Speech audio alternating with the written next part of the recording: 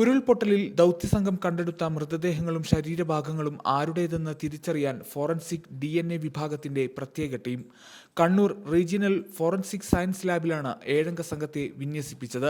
Assistant director ഉൾപ്പെടെ 4 പേരുള്ള ലാബിലേക്ക് വയനാട് ദുരന്തത്തിന്റെ പശ്ചാത്തലത്തിൽ 3 പേരെ കൂടി അനുവദിച്ചു. അതേസമയം തിരിച്ചറിയാനുള്ളവരുടെ എണ്ണം കൂടുന്ന സാഹചര്യത്തിൽ തൃശൂരിലും തിരുവനന്തപുരത്തും സൗകര്യമൊരുക്കുമെന്ന് ഫോറൻസിക് മേധാവി ഡോക്ടർ പ്രദീപ് സജി സുപ്രഭാതത്തോട് പറഞ്ഞു. ചൂരൽമല മുണ്ടക്കൈ ഭാഗങ്ങളിൽ നിന്ന് കണ്ടെടുത്തതിൽ ഔദ്യോഗിക കണക്കുകൾ പ്രകാരം 71 മൃതദേഹങ്ങളാണ് തിരിച്ചറിയാനുള്ളത്. 61 മൃതദേഹാവശിഷ്ടങ്ങളാണ് ലഭിച്ചത്. ഇതിൽ 49 എണ്ണവും പോസ്റ്റ്മോർട്ടം ചെയ്തു. DNA പരിശോധനയ്ക്കായി ഈ മൃതദേഹാവശിഷ്ടങ്ങളിൽ നിന്നുള്ള സാമ്പിളുകൾ ശേഖരിച്ചിട്ടുണ്ട്. ഇവ ഇന്ന് പരിശോധനയ്ക്കായി കണ്ണൂർ ലാബിലെത്തിക്കും.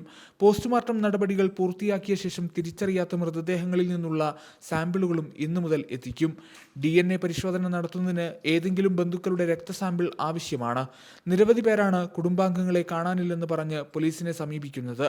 ഇവരുടെയെല്ലാം രക്തസാമ്പിൾ ശേഖരിക്കുകയും ലഭിച്ച ശരീരഭാഗങ്ങളുമായി താരതമ്യം നടത്തി DNA പരിശോധിക്കുകയും ചെയ്യും. കണ്ണൂർ ലാബിൽ 24 മണിക്കൂറും പ്രവർത്തിക്കാനുള്ള ശാസ്ത്രീയ പരിശോധനാ സംഘം സജ്ജമാണ്. അതേസമയം എല്ലുകളാണ് സാമ്പിളായി അയക്കുന്നതെങ്കിൽ DNA പരിശോധനയ്ക്ക് 24 മണിക്കൂറോ അതിലധികമോ ആവശ്യമായി വരും. ന്യൂസ് ഡെസ്ക് സുപ്രഭാതം. Way2Nikah.com, the exclusive Muslim matrimonial site.